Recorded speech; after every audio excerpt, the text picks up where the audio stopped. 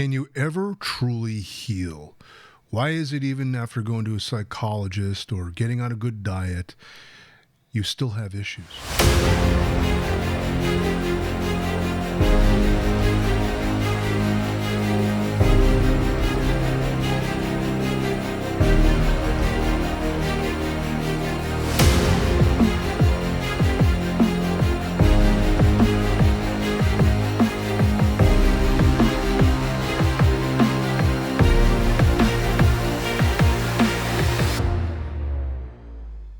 This is Dr. Spencer Coaches. Today, I'm going to talk to you about the process of healing and why you may feel like you're not healing, even though you've gone through psychotherapy, you've done the healthy eating, you've gone to the gym, you've done your journaling, you've done everything you thought you could, and still you feel like you have this upset, this depression, this anxiety, these mood swings, or just a sense of dissatisfaction, unfulfillment, and discontentment in your life.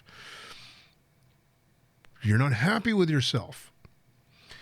Yeah, sure, psychotherapy works on many because it's just nice to have someone to talk to, someone who's truly understanding from a psychological perspective, that understands human behavior from a point of view that understands a language to explain what's happening. Is talking to a friend just equally as effective, though? Sometimes the advice you get from your friends are just common sense, like, whoa, yeah, you're right. I was just being really irrational. What was I thinking? To, I just don't understand why I keep having these flashbacks or this extreme upset, why I'm afraid of this and why I don't commit or this and that. And usually you go for more serious issues like that to psychotherapy. But even after going to psychotherapy, you may still feel the same issues. But maybe you're just accepting of them. You're just, this is the way I am, I'm okay. I no longer judge myself, no longer critical. And that's, a huge step in creating a sense of contentment about your life and yourself. But still you encounter the same problems and challenges in life. Maybe not getting along with people, maybe having problems with relationships, or whatever the problem you're experiencing is. Why does that happen? Why does healing feel like a never-ending journey?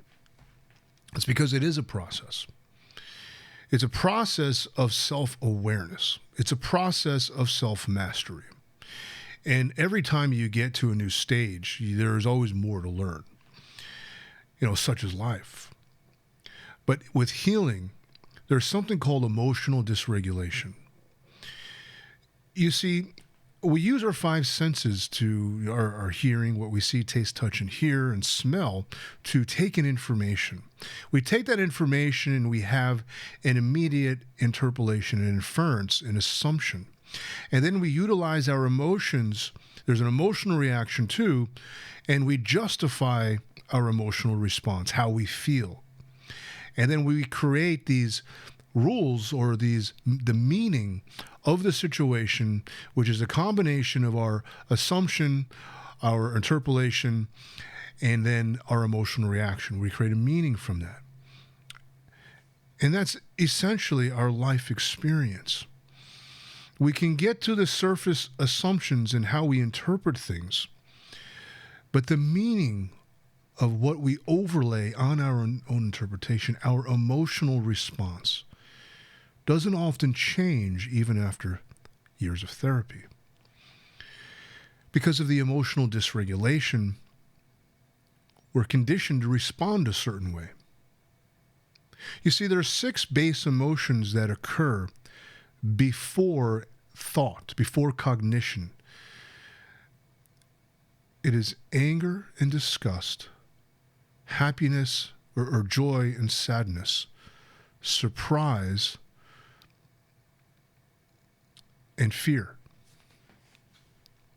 Those are 6 base emotions that exist precognitively. These are observed in infants.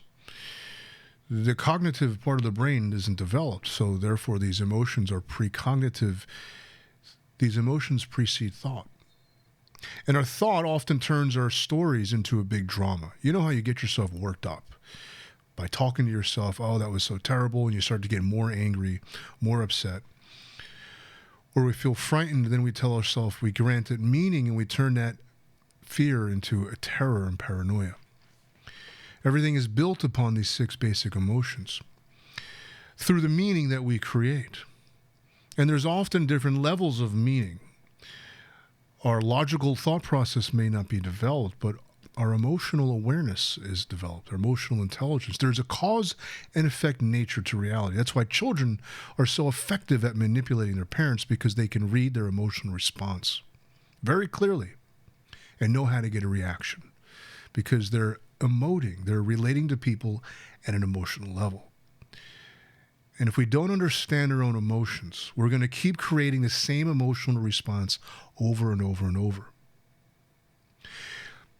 Most psychological healing, when you go to a psychologist and you go and you get resolution, most of it, the goal, or I should say the result, is personal power. You retrieve your personal power, a sense of knowing who you are, and a sense of confidence, and a sense of healthy boundaries, a sense of certainty within yourself. You begin to trust your interpretation of life. You begin to develop more skills in coping, in adapting to different scenarios in life. Now, if you really want to take that to another level, you develop social sophistication by learning to read social cues. Often the maladaptive response occurs in the inability to read social cues. That we may interpret certain social cues to be offensive or rude or somehow threatening when in fact they are not. It's our interpretation, because it reminds us of a certain emotion and evokes an emotional response that we had from certain traumas or wrongdoings that happened to us. And we create meaning and rules that if a person behaves this way, it must mean this. And we tell ourselves that, and then create demands upon other people to behave a certain way around us. And if they don't, we get offended or we dislike them, because I don't feel comfortable around them, or I don't feel safe, or whatever it is. The expectation is not met, and upset is created because of the emotional response and the meaning you assign to the emotional response. When you get into that, the personal power goes out the door. The confidence goes out the door. That's when you begin to tell yourself, why I've gone through all these years of therapy, or I've done whatever, and I'm just not resolved. I still have these panic attacks. Maybe not to the same degree, but the fact that I'm still having them. There's something called emotional dysregulation, and it often comes with trauma. What it is your limbic system is the flight or fight system. When you can run, there's often a clear understanding. You're reading the situation proper, where you realize this is a threat that's overwhelming and I'm not going to win this. I'm going to take off. I'm out of here. I'm not going to win a fight against a bear. I'm going to run. I may not even outrun it. I better climb this tree. I can't run the tree. There's no escape. I'm going to freeze. You get a frozen response. And that's not going to save you. Nothing's going to save you. You know, who knows how to handle a bear? I'm just using that analogy, but take that into, say, an uncomfortable social situation where somebody gets upset and you feel threatened and they're just venting. But in your mind, they're threatening and you don't like them, and you tell everybody how aggressive they are, how unsafe that person is because they expressed frustration. Do you see where I'm going with this? There's an irrational response. There's a disconnect with that person and what they're really saying. There's a disassociation. So then you have that frozen response. Now, if you're going to fight, there usually is a healthy interpretation, a real clear awareness of the situation and knowing how to overcome it and defeat it. There's actually a high degree of intelligence in fighting. Because if you're fighting a fight you can't win, well, there's another set of trauma, there's a failure. And that creates this confusion that lasts years and years and years. The other side is the frozen response, where you're overwhelmed, you can't run, you can't fight, there's no escape, you freeze, just like a deer in headlights, just like a chameleon changes its color to blend in with its environment to protect itself. All of this is designed to protect yourself. Your brain is hardwired to protect yourself. The other side, the frozen, is the fawn response. It usually comes from people abusing you, and the only way to appease the abusing is to please them. Do what they say. You become ultra obedient. It's just like at work, you don't want to be reprimanded. There's a certain level of obedience. Do what you're told. And only what you're told, nothing extra. Nobody told you what to think. Nobody told you to think. Don't think, just do. You know, that expression. You become overly obedient. And that's the fawn response, a people pleaser. You see this in a lot of abusive relationships, narcissistic relationships, where the other one, usually the empath, becomes ultra pleasing to the narcissist because they just don't know, or a person with borderline personality disorder who's so emotionally dysregulated, they may blow up on you at any minute. You feel like you're walking around on eggshells, so you do everything you can to appease them so you don't have to put up with their abuse or their outrage. Children who have parents who are narcissistic abusers, or a parent who has borderline personality disorder, will often become a people pleaser. A parent who is really judgmental and shaming of their children, you'll often grow up being a people pleaser. So there's that aspect. It's all designed to protect you, make life more comfortable, and give you a sense of certainty. You don't want to put up with abuse. Nobody does. It's not normal to put up with abuse. You're either going to fight the abuser, stay frozen to stay out of the target of the abuser, or appease them so they don't abuse you, or run from them so you don't have to deal with it. This flight, fight, freeze, or fawn is operating all the time. And that is at the core of the emotional dysregulation. It never turns off, even when you're safe. When you're in your own bedroom, in the evening, you got your door locked, there's a nice TV show on, and you don't feel safe. You're around your closest friend, your confidant, and you're eating at a restaurant, and you don't feel safe. Nobody's attacking each other. Nobody's starting any fights. There is no scene or any reason to feel unsafe, yet you feel unsafe. It's because there's a conditioning in the brain. The brain gets hardwired and becomes, let's just say, there's neurological changes that cause you to have hypervigilance because of the changes in the brain. When you get frozen, you get stuck in what's called the reptilian brain, the autonomic nervous system. You basically shut down to your basic needs, the need to breathe, the need to digest food, the need to have your heart beat. It's the autonomic nervous system that regulates all of these bodily functions. You go into this base awareness. As long as your heart is beating, it's okay. You shut down all of your emotions because you don't want to feel threatened. You don't want to feel anxiety. You don't want to feel anything. So you shut them down. And your higher brain function, your cortical functioning also shuts down. You can't think clearly. You can't make decisions. You can't interpret situations response. It's just, you become just reactive to everything. That part also distorts your ability to comprehend scenarios. And then you can't read social cues. If you can't read social cues, you don't know where a person is coming from, how to respond appropriately, how to say thank you, ma'am, thank you, sir, may I, can you please, excuse me, give me 1 minute, I'll just be a minute. You can't express these boundaries and this sense of acknowledgement of another human being. This person's pouring you a glass of water, say thank you to them. You can't even say thank you because you're not even aware of what the benefit they're doing for you. There's no higher cortical functioning. There's no comprehension. That part of the brain is frozen. And that part of the brain never unfroze because you covered it up with a sense of comfort in the therapist office, but you never got the sense of what real safety is. Being comfortable doesn't mean you're safe. You could be comfortable and be killed. You could be drinking poison and not even know it. in grandmother's house, so to speak.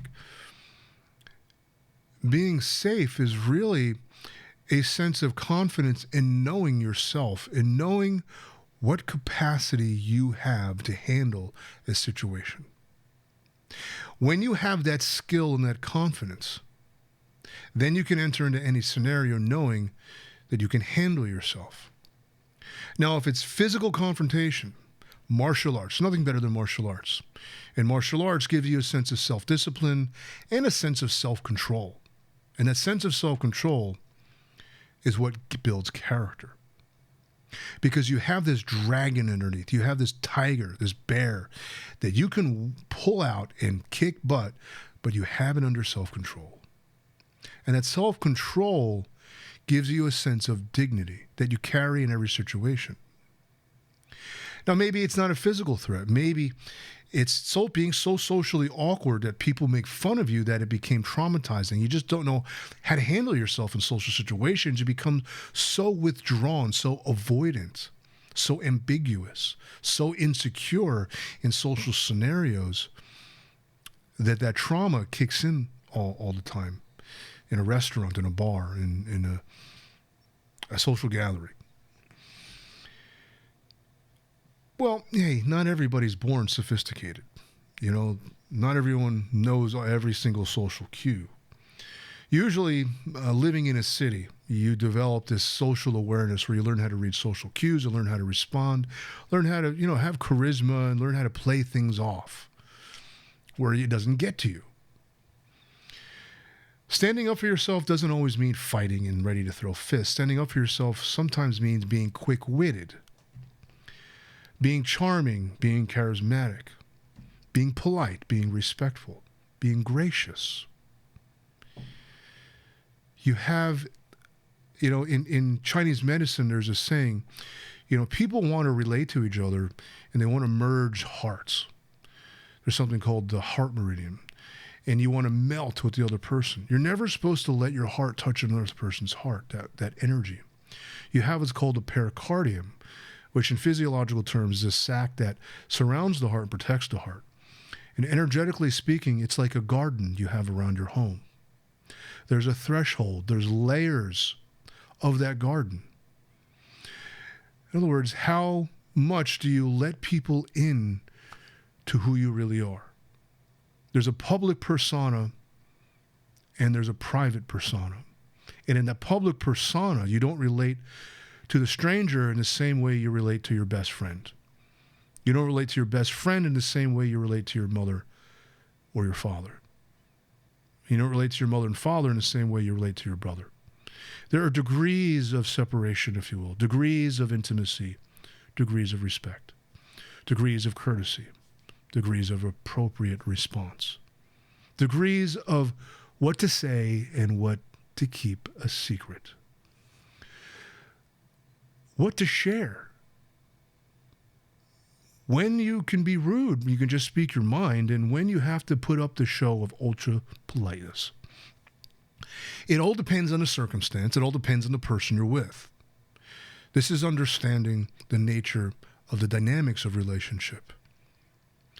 When you get into your locality, there are certain cues that people, certain innuendos, certain things people say, the way things dress, certain body language that you can familiarize yourself with so you know what a person is saying. You can read their intent so it doesn't become overwhelming. Your brain needs to process all of this information, the person's tone, their gesture, their body language, as much as what they're saying and how they're saying it, to determine whether or not this person is a friend or a foe, whether they're threatening or whether they're just an ally, like a coworker, or whether they have the potential to actually be a real friend, someone who has your back, shares the same joys, shares the same tears with you, or someone who is completely loyal no matter what through thick and thin, and that's family. You got to understand the levels of relationship. The degrees, the parts of the garden you have between the public and your home. When you understand this, this is a part of you that, because of the trauma, there's an emotional dysregulation. It doesn't know how to read social cues and doesn't understand social roles and social dynamics. that it's traumatizing that people trigger you. The way somebody says something, the way somebody looks at you, the perfume or cologne they're wearing, or the colored shirt they're wearing, can remind you. And if you don't know the associations in your own mind, what triggers you, you're going to feel like you're constantly emotionally dysregulated.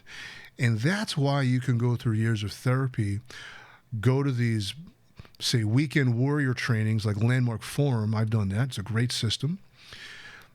Or whatever the weekend warrior training is, the weekend mindset shift, the weekend transformation program that you've done, and still not have resolution. No weekend seminar is going to completely transform you. Psychotherapy did for me was I just learned to open up. And that was like half the battle for me. Having a degree in psychology, that helped me accept myself unconditionally.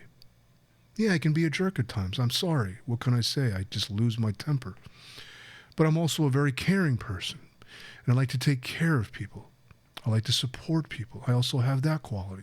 We have many qualities about ourselves that, accepting the totality of it, gave me a sense of inner peace.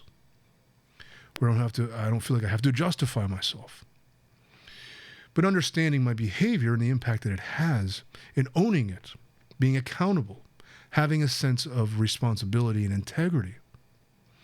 There's different levels of development, is what I'm getting at here. Psychotherapy will get you to one level. But there's also character training, integrity training. There's also communication training. There's also desensitizing what triggers you, on top of the confidence and empowerment that you got from psychotherapy. This is a skill to develop. The more skilled you are, the more confident you are. And the more confident you are, the more trusting you are of yourself in situations, you're going to be more calm and less triggered, which develops a sense of gracefulness. When you become graceful, nothing gets to you, nothing bothers you, and you have a sense of equanimity in your mind. And that's when true emotional regulation takes place. Because all of the skill set, this social skills, if you will, this is higher cortical functioning. And the more the cortex of the brain develops, the cortex will regulate the limbic brain. And the more it regulates the limbic brain, the less triggered you'll be and the more emotionally balanced you'll be. And the happier you'll feel because you're not paranoid, you're not hypervigilant, you're not in this constant state of fear because you know how to trust yourself, because you know you can handle any situation. So that's why if you feel like, even though you've gone through psychotherapy and you're not healing, it's because there's more skills to learn. And I can help you do that. It's not easy. No one has done it on their own. You can read every book you want, but if you don't know how to put it into practice, it's not going to work for you. You need feedback. You need guidance and direction with someone who has gone through this. So go ahead and leave a comment below. My contact information will be in the description of the video or the podcast. This is Dr. Spencer Coaches. Don't forget to like, share, and subscribe. Thank you so much for listening.